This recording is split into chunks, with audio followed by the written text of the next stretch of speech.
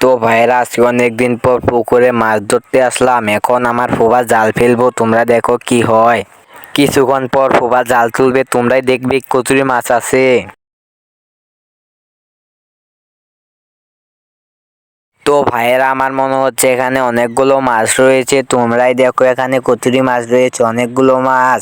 এখানে রয়েছে অনেক বড় বড় ছোট ছোট সব মাছই রয়েছে এখানে, তোমরা দেখো। ছোট বড় মিলিয়ে 10-15টি মাছ রয়েছে।